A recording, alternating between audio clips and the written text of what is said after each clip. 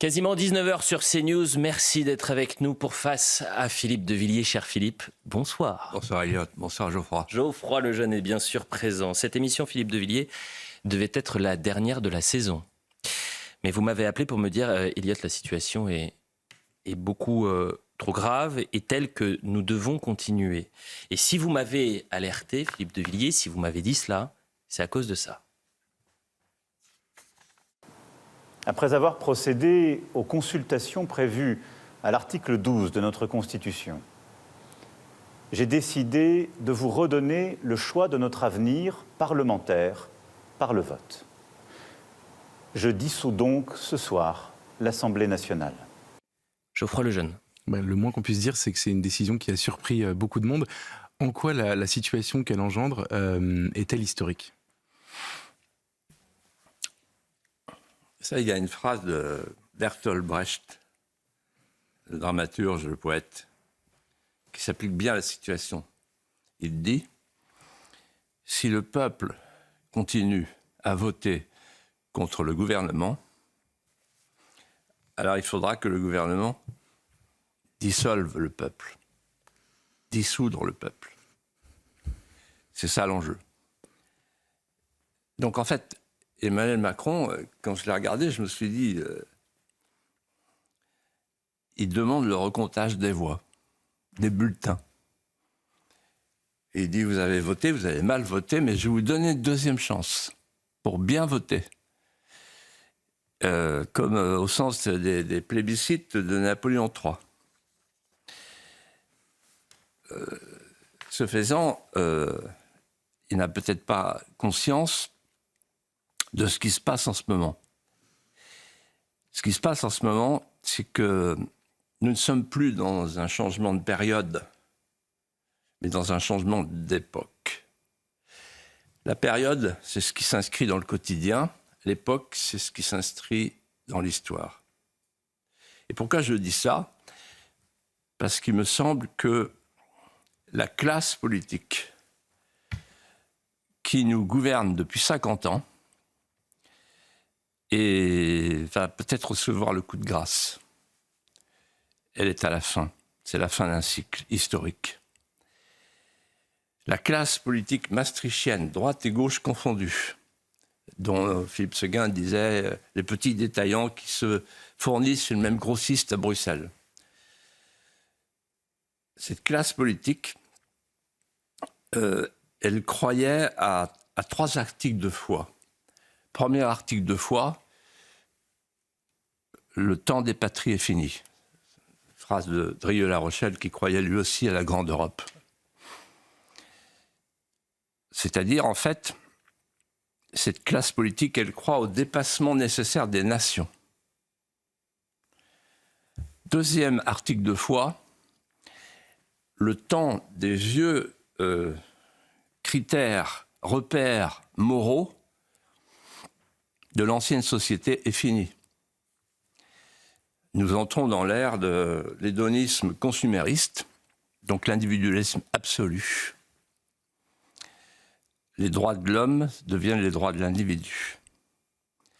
Et le troisième article de foi, qu'on oublie souvent, en tout cas qu'on ne décrit pas tel qu'il est, c'est l'état de droit doit contenir et effacer et contredire les caprices du peuple. Les juges plutôt que le peuple. Qu'est-ce qui se passe ? Depuis 50 ans, on a donc une politique sans souveraineté, une politique sans identité, une politique sans le peuple, c'est la politique du vide. Or, qu'est-ce qui se passe ? Le peuple se révolte. Vous savez, je ne sais pas si vous avez vu le film Les Révoltés du Bounty. On a tout l'équipage qui met à l'eau le commandant. Les Révoltés du Bounty, ça veut dire aujourd'hui la révolte des affamés, des déclassés et de ceux qui sont dépossédés. Philippe de Villiers, nous allons revenir séquence par séquence sur les temps forts de cette crise politique historique et parfois une image vaut 1000 mots. Et je vous propose cette photo prise par Soisic de la Moissonnière à l'Élysée dans les coulisses de la soirée électorale. On y voit les mines défaites de Stéphane Séjourné, Gabriel Attal, Gérald Darmanin, la tête basse de la présidente sortante de l'Assemblée nationale, Yaël Braun-Pivet. Philippe de Villiers, quelles sont les motivations secrètes du président de la République? Est-ce que c'est un coup de maître ou c'est un coup de folie? Alors, c'est une énigme, d'abord. Moi, je pense que, pour le bien connaître, que la première motivation secrète, c'est l'oubris, comme on dit chez les Grecs.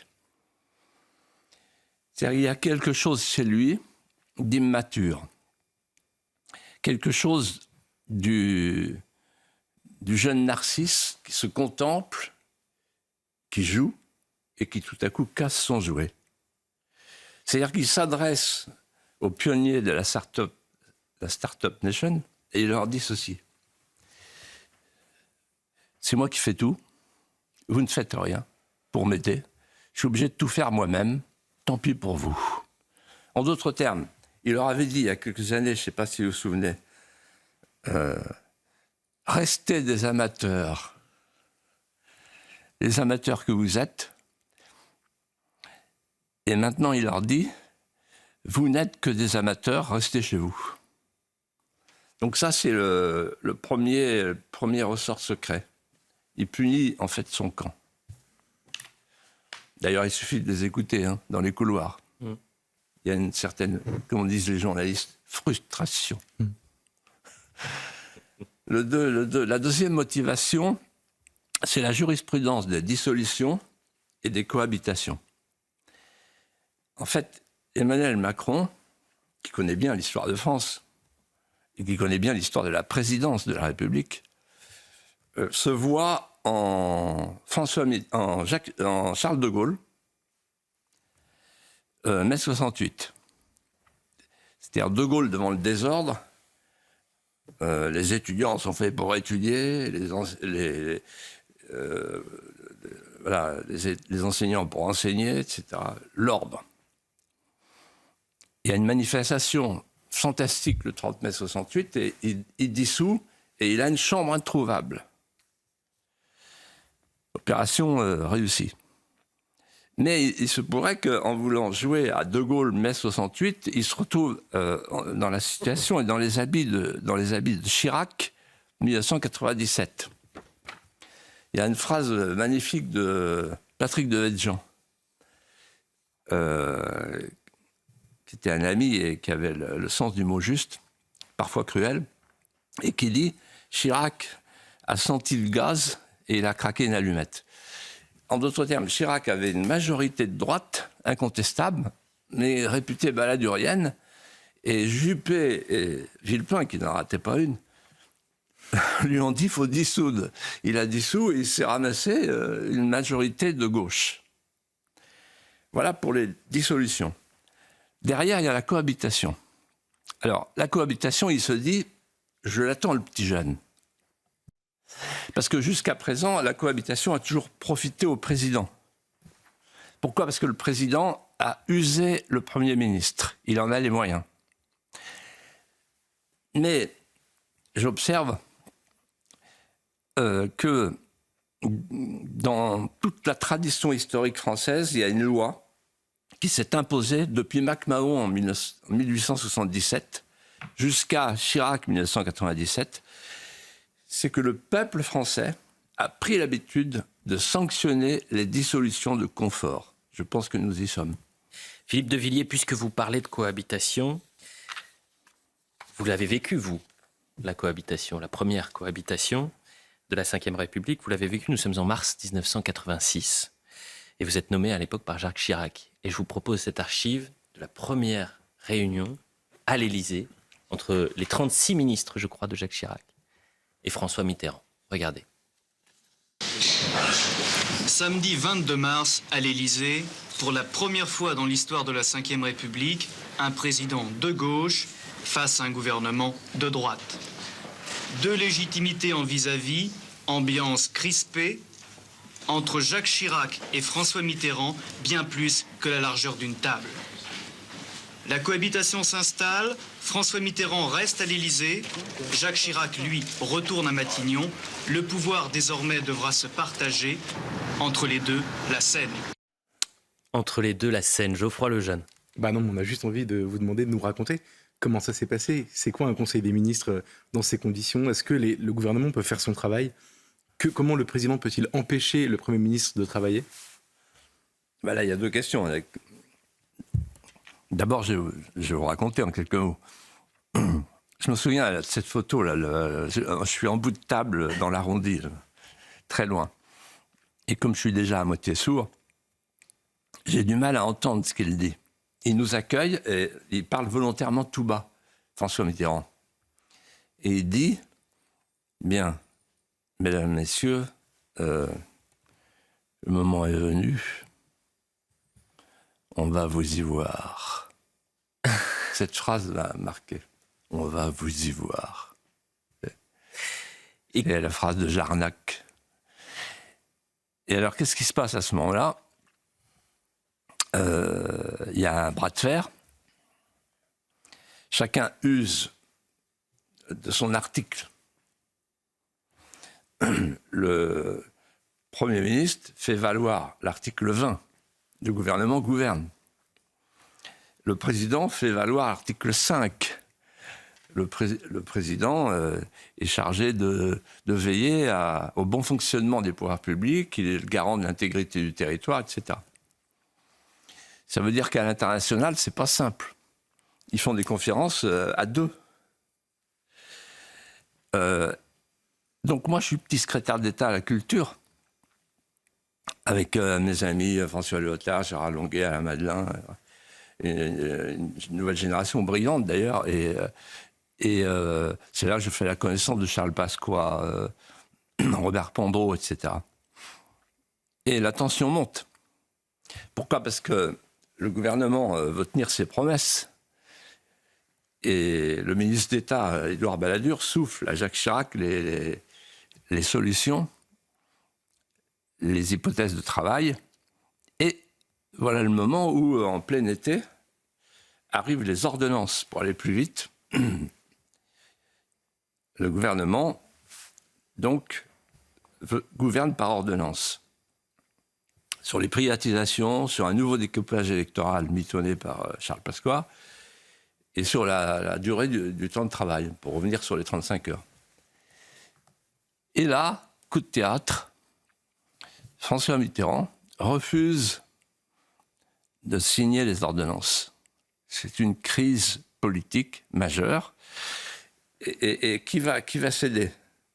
Le président ou le Premier ministre? Et c'est le Premier ministre qui cède, finalement. Et petit à petit, l'impérium du président va s'imposer.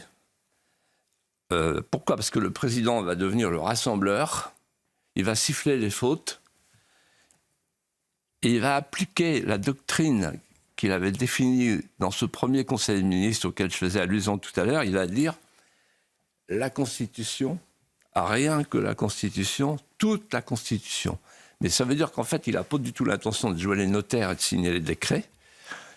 Sur les nominations, il demande un examen cas par cas. Et donc, finalement, il est le contre-pouvoir. Arrive l'affaire Malik Oussekine en décembre, un jeune qui meurt dans une manifestation. Et là, tout bascule et c'est fini. Le président redevient populaire. Et à la fin,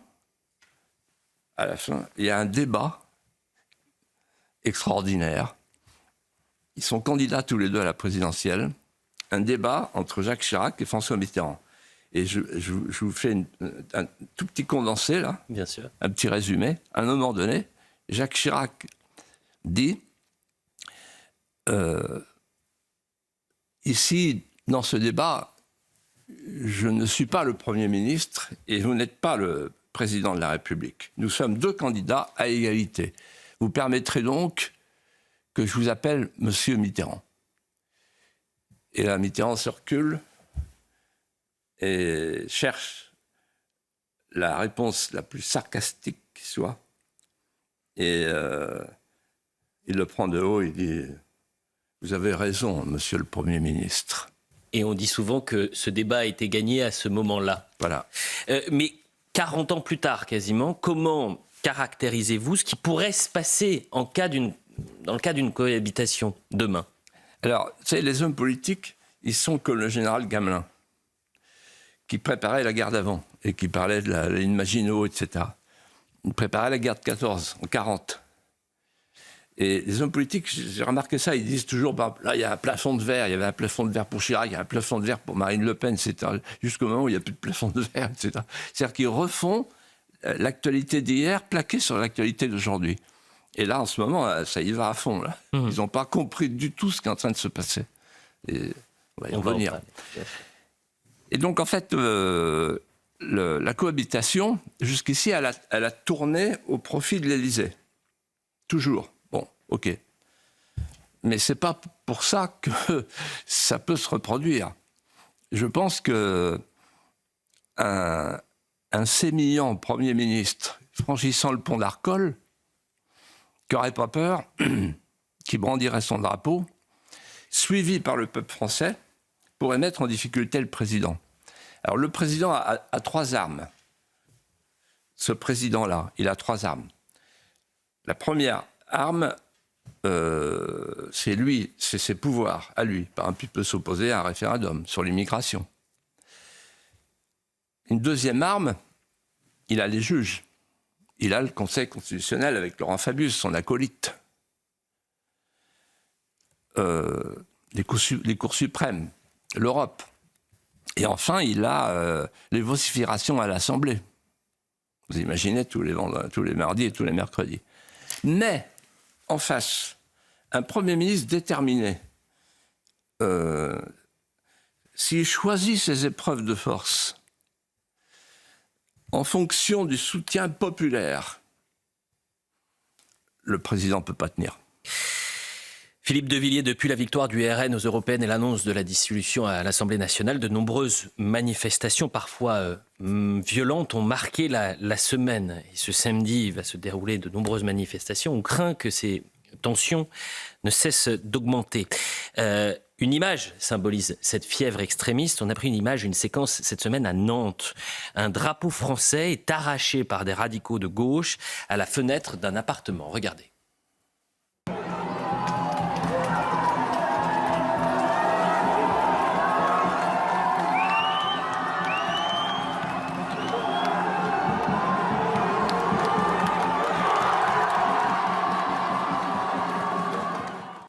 Geoffroy Lejeune. On dit souvent que le recours au peuple est censé apaiser les tensions. Là, en l'occurrence, on a le sentiment qu'elles sont exacerbées depuis maintenant une semaine et que 3 blocs vont s'affronter, peut-être même de manière violente. En tout cas, les images le montraient. Diriez-vous que la France n'a jamais été aussi divisée qu'aujourd'hui ? Vous l'avez très bien dit, 3 blocs. En fait, vous savez, il y a une phrase de Metternich sur l'Empire austro-hongrois. Il disait « cet agrégat inconstitué de peuples désunis ». Et il s'en plaignait et il voyait bien le risque de désagrégation. Nous sommes dans cette situation. 3 blocs. En fait, il y a 3 France aujourd'hui qui ne se parlent plus, qui ont même des géographies différentes, des sociologies différentes, des pensées différentes, des idéaux, des visions différentes. C'est terrible. Et ça, c'est le résultat des 50 dernières années. Nos politiciens ont failli. La première France, c'est la France de la créolisation. La France de la créolisation, c'est une France qui veut changer de France. On garde l'hexagone, la toponymie, le territoire, et on le créolise pour y faire surgir un peuple neuf qui arrive avec ses mœurs nouvelles, avec son art de vivre nouveau. Tout ça dans une vision révolutionnaire qui tentera de faire vivre ensemble la femme grillagée et l'homme enceint. C'est-à-dire l'islamisme ancestral et le wokisme radical. C'est, comme l'a dit très bien Vincent Trémollet de Villers, le choix entre Robespierre en gilet jaune et le Robespierre en kéfier. La deuxième France, alors cette première France, la France de Mélenchon, c'est un peuple humain, il n'y a plus de France. C'est la régénération robespierriste. Autant dire que les urnes comptent moins que les barricades. Et que si on ne gagne pas par les urnes, on gagnera par les barricades. La stratégie du chaos. La deuxième France, c'est la France de l'ubérisation. C'est une France qui est pensée comme un business model.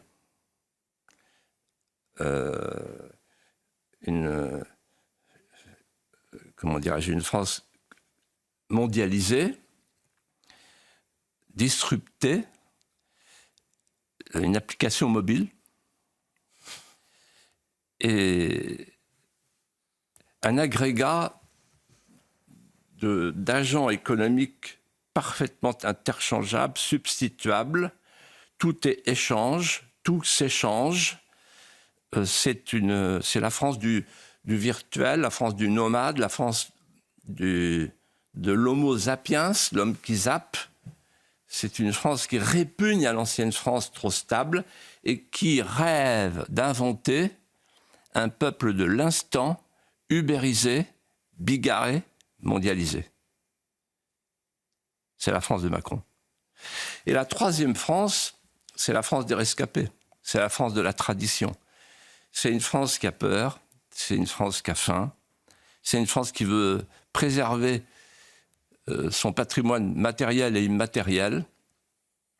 Et c'est une France qui recèle et qui garde précieusement en elle l'esprit français. Ces trois France, ce sont trois votes du premier tour. Il y aura le vote de la créolisation autour de Mélenchon et du NPA, des Black Blocs. Ils veulent tout détruire, ils veulent tout dissoudre. Il y a la France de l'ubérisation avec l'homme qui nous a dit à Rome, dans un aveu saisissant, qu'il ne faut pas prendre à la lettre. J'ai travaillé comme un fou. Et puis il y a la France de la tradition. La France de la tradition, vous savez, rappelle le mot de Valéry, la tradition ne consiste pas à refaire ce que les autres ont fait avant soi, mais d'en retrouver l'esprit qu'on eût fait faire de toutes autres, en de toutes autres circonstances. C'est un esprit, l'esprit français.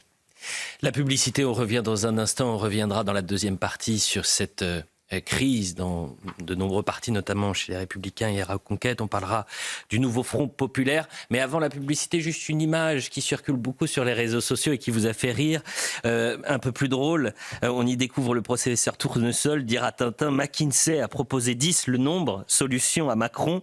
Il a compris 10 solutions. Ouais, c'est très drôle. Oui, c'est grotesque. Ouais. Mais c'est finalement un peu ça, non? Ben, à mon avis, vous savez qui a lancé ce dessin? Non.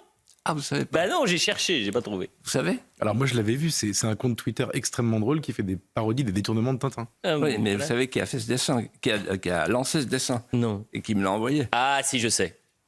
Non, je sais pas. Allez-y. Le Premier ministre. La publicité, on revient dans un instant. Juste après la publicité, je vous poserai cette question. Quel est l'enjeu du scrutin à venir? À tout de suite. Parti. 19h30 sur CNews, la suite de Face à Philippe de Villiers avec Philippe bien sûr et Geoffroy Lejeune. Je vous présente la dernière balise Opinion Web pour CNews qui montre le rapport de force en France qui est en train de changer. Le Rassemblement national virant en tête avec 32% des suffrages. Pour l'Union, le Front populaire, le nouveau Front populaire 25%. La majorité présidentielle 19% si le premier tour des élections législatives avait lieu dimanche prochain pour lesquels des candidats suivants voteraient vous dans votre circonscription? Voilà la réponse à cette question. Comment, Philippe de Villiers, vous définissez les enjeux du scrutin à venir, le 30 juin et le 7 juillet? Selon moi, il y a un enjeu électoral et un enjeu politique, voire métapolitique. Un enjeu électoral, on vient de le voir, on l'a sous les yeux. Il y a une étude remarquable de Guillaume Tabar dans le Figaro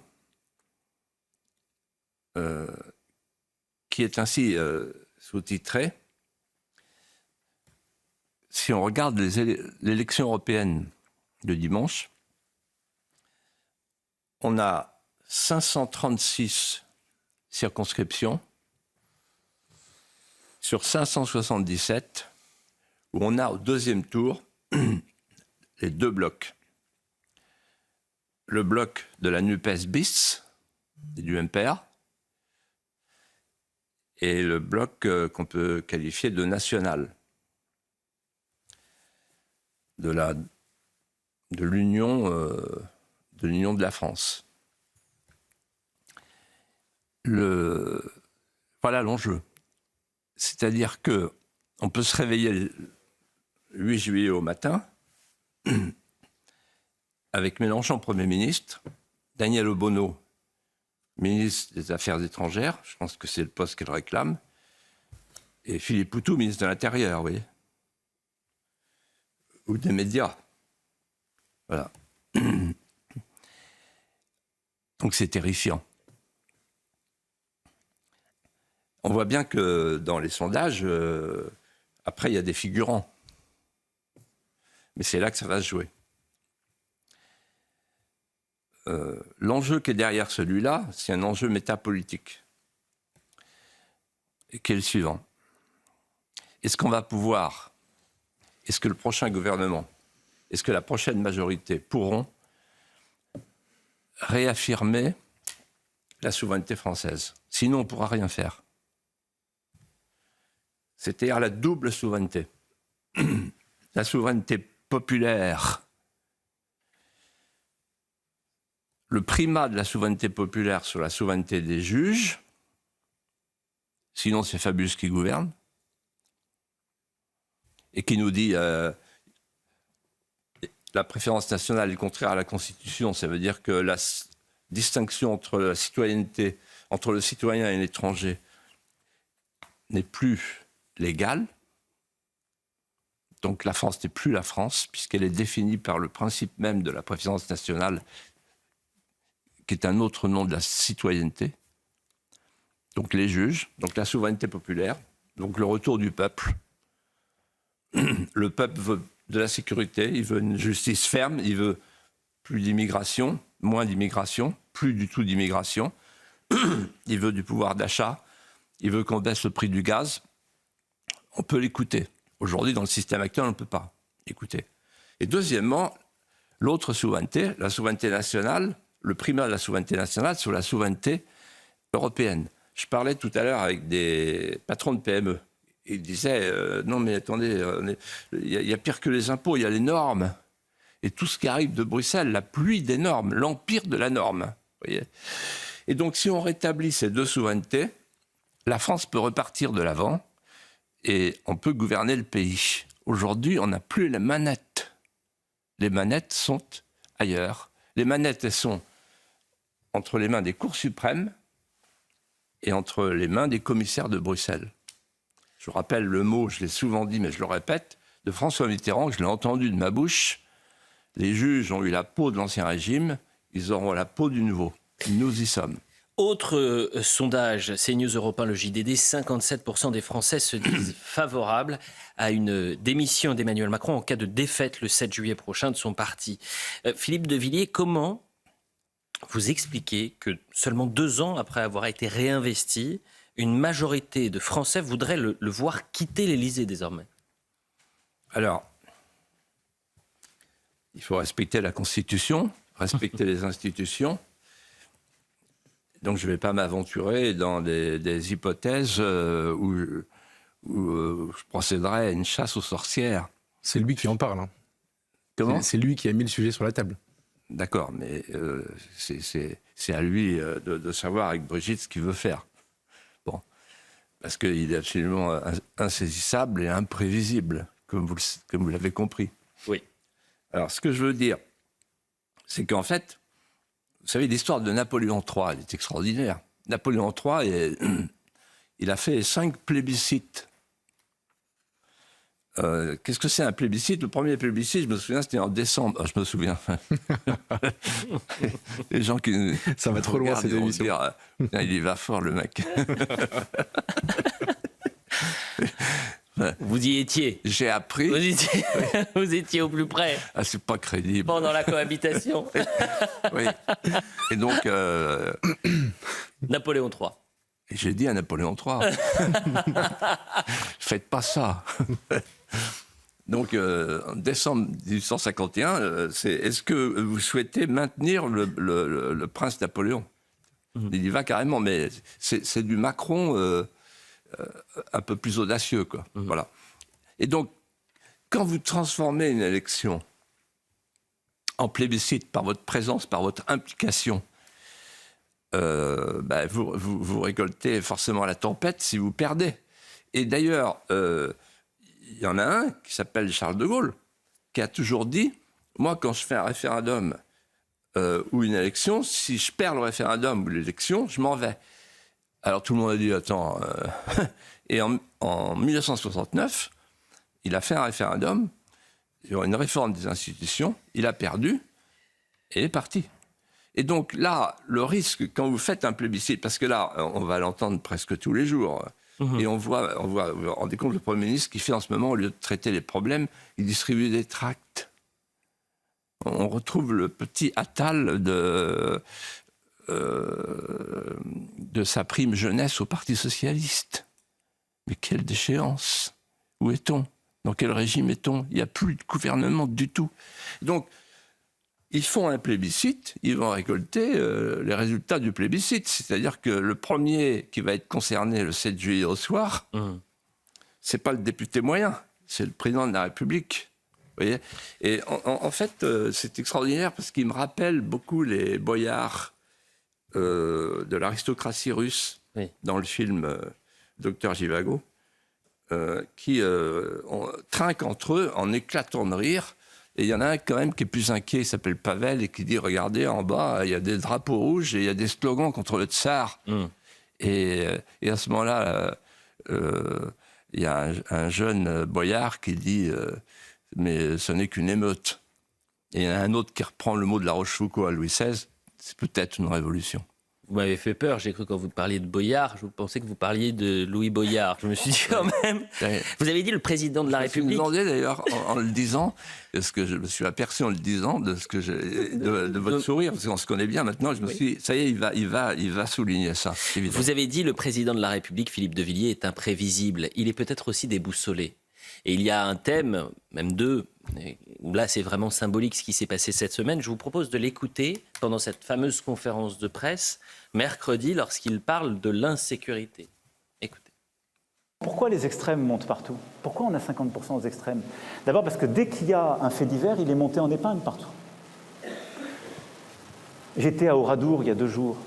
Je suis au maire d'Oradour, mais il y a des choses dramatiques qui se passent chez vous. Il y a un gros problème d'immigration, d'insécurité. Le maire d'Oradour me dit non. Mais quand les gens sont tous les jours devant la télé ou les réseaux sociaux et voient cette orange mécanique à tous les bords, ils se disent ça va m'arriver. Bon, c'est un sentiment, l'insécurité. Et 24 heures plus tard seulement, voilà ce que dit Emmanuel Macron sur les questions de sécurité et d'immigration. Ça m'a pas fait plaisir, évidemment que ça m'a touché. J'ai dit on doit absolument redemander aux Françaises et aux Français de clarifier et leur dire aussi qu'on a compris, il y a des choses qui vont changer. On a compris ce qu'ils disaient sur le ras-le-bol des questions d'insécurité et d'immigration. Il faut aller plus vite, plus fort. Il faut des choses maintenant massives. Ça doit changer plus fort. Geoffroy Lejeune. Alors, qu'est-ce qu'il faut retenir, qu'est-ce qu'il faut penser de cette opposition aux 24 heures? Chez les paysans de la mer, on dit il fait du cabotage. Il ne sait pas, il ne sait plus. Et il est solitaire, il a des courtisans, et c'est le dernier courtisan qui parle. Alors, en fait, il établit son propos, sa doctrine sur les 3 contre-vérités de la Macronie. Il n'y a pas d'augmentation de l'immigration. Ceux qui disent le contraire sont des racistes ou des téléspectateurs de CNews. Il n'y a pas d'augmentation de l'insécurité. Ceux qui voient des voiles dans la rue et qui voient des couteaux qui sortent des pantalons sont des menteurs, des affabulateurs. Et puis enfin, il n'y a pas de lien entre l'immigration et l'insécurité. Et puis après, il dit le contraire. Et ça sent la fin de règne, je vais vous dire. Et si vous me permettez une allusion historique, à la fin de l'Empire romain, en 476, il y avait quelqu'un qui était le Macron de l'époque. Et les historiens le décrivent tel quel. C'est-à-dire, il s'appelait Romulus Augustule, tout un programme. C'est une caricature de nom. Voilà, Romulus Augustule. Et il était inconstant, grandiloquent. Il souffrait de ce qu'on appelait à l'époque une logorrhée chronique, confère Cicéron. Et en fait, il s'est fait déposer. Il marchait dans les marécages de Ravenne.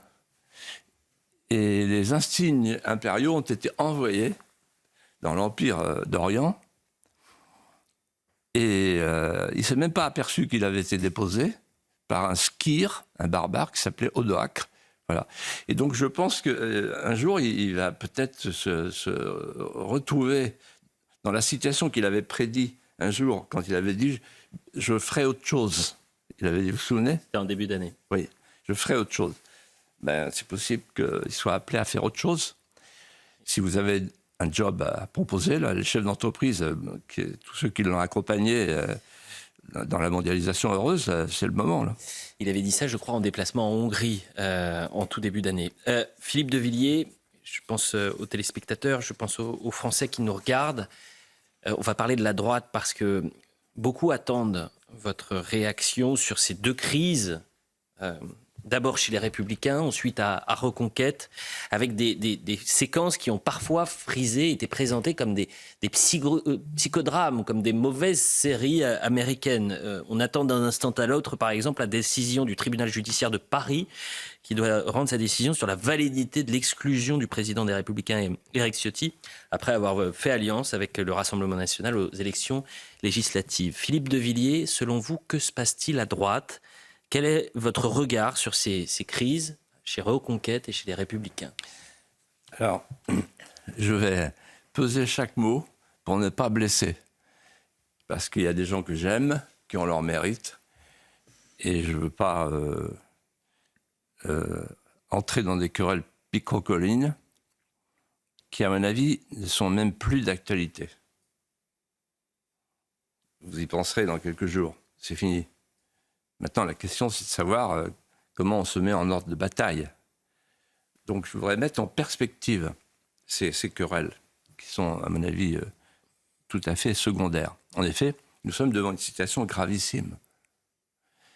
Et l'union des droites, qui avait été prônée il y a fort longtemps, il y a 25 ans, à juste titre, il faut la faire. Alors, il y a ceux qui vont la faire au premier tour, et il y a ceux qui vont la faire au deuxième tour. Donc moi, je ne veux pas jeter la pierre parce qu'on aura besoin de tout le monde. Prenons de la hauteur.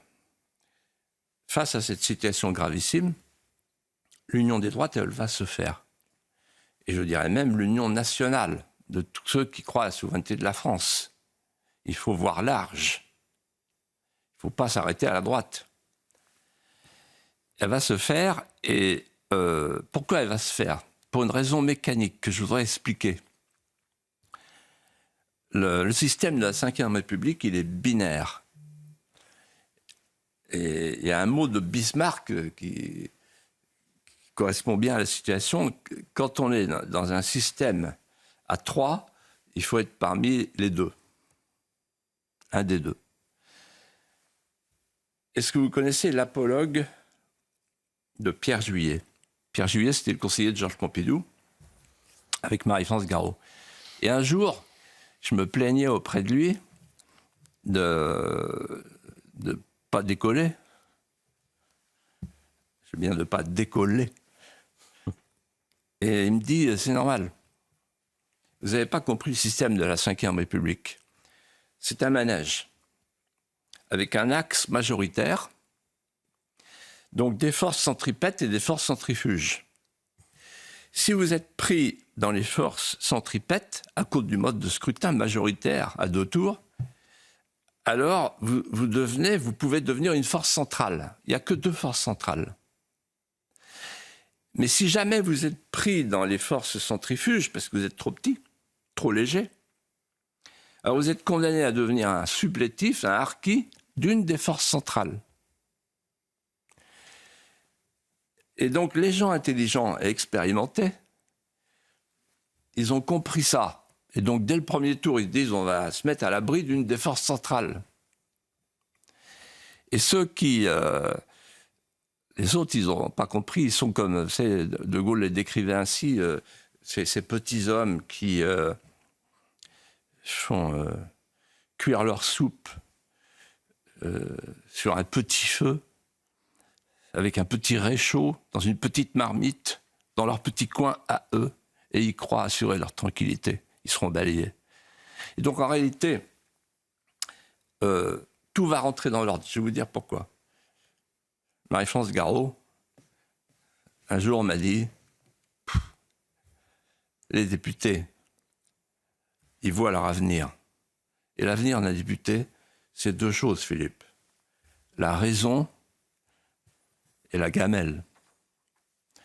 Au début, il y a la raison, puis après vient la gamelle. Au premier tour, il peut y avoir la raison, je vais m'en sortir tout seul, et au deuxième tour, il y a toujours la gamelle.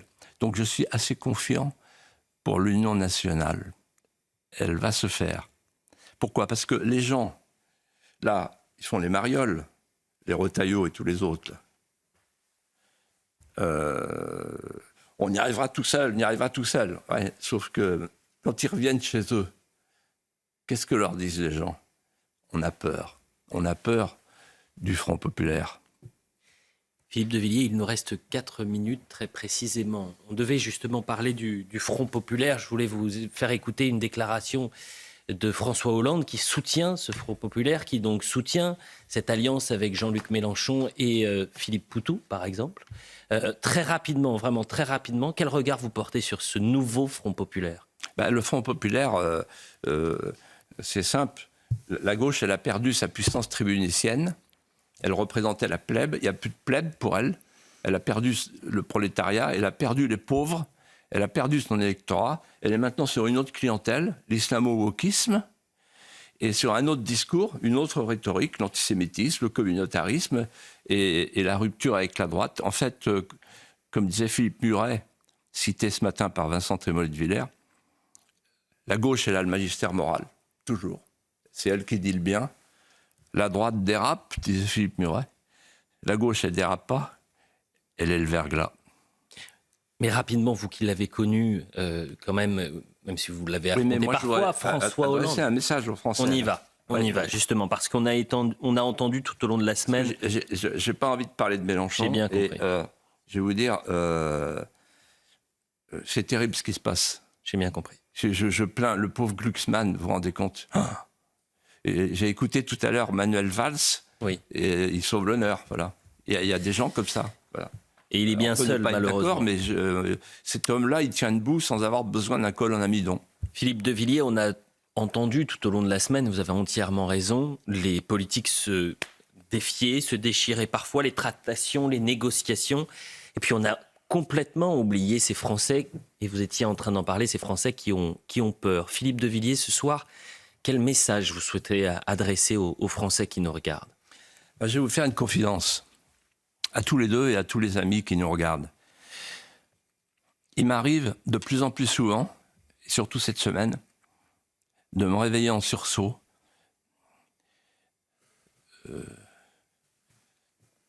taraudé par une angoisse, bousculé par des questions vertigineuses. Que vont devenir les petits Français dans 20 ans, dans 30 ans ? Seront-ils des étrangers dans une France nominale qui n'aura plus de France que le nom ? Sur une terre exotique où ils devront apprendre des mœurs d'une autre civilisation qui ne sera plus celle de leurs grands-parents ? Est-ce qu'on va les élever comme des Français reniés, comme disait autant de Jeanne d'Arc ? Et puis au moment de me rendormir, je suis bousculé par d'autres questions. La plus importante, comment on peut parler à tous ces Français qui, encore aujourd'hui, somnolent et n'ont pas conscience que le pronostic vital de notre pays est engagé. Et je me dis, est-ce que j'ai jeté toutes mes forces dans la bataille ? Non. Or, nous vivons un moment inouï. Le temps politique connaît une accélération phénoménale. Nous sommes devant une opportunité historique. C'est peut-être la fin, c'est sans doute la fin d'un monde, d'une caste qui avait entrepris de faire de la France le laboratoire planétaire du paradis diversitaire. Je reprends là l'expression de Mathieu Bocoté. Alors, aujourd'hui, devant cette situation, il faut que tous les Français comprennent que nous sommes au bord du gouffre. À la France qui veut rester la France, je dis ceci. Ne vous laissez plus intimider. Ne vous laissez plus culpabiliser. Ne vous laissez plus désigner par les incendiaires et les démolisseurs. N'écoutez pas, n'écoutez plus les glapissements des renards rusés qui, la queue enflammée, traversent la forêt, se retournent vers vous en disant « c'est vous qui avez mis le feu ». N'écoutez pas, n'écoutez plus le parti de l'étranger qui est à l'œuvre, comme toujours dans les situations d'abaissement du pays, avec sa voix paisible et rassurante. Ce qu'il vous promet, c'est l'engourdissement qui précède la paix de la mort. À la France qui veut rester la France, à la France qui pense que la France, c'est plus que la France du moment. Et qu'une nation, c'est une mise en image allégorique des tendresses enfouies. Je dis ceci. Soyez, dans les jours qui viennent, la France des consciences dressées, de l'espérance française. On est en juin 40. Levez-vous. Merci Philippe de Villiers. Geoffroy Lejeune, merci beaucoup. Je le disais en début d'émission, ça devait être notre dernière de la saison, mais vous avez décidé de prolonger l'aventure en quelque sorte jusqu'aux élections législatives. Merci Philippe de Villiers. Dans un instant, et on a pris beaucoup de retard, mais le message était important, et donc je présente mes excuses à la régie. On se retrouve la semaine prochaine. Dans un instant, c'est Olivier Benkemoun pour l'heure des Pro 2.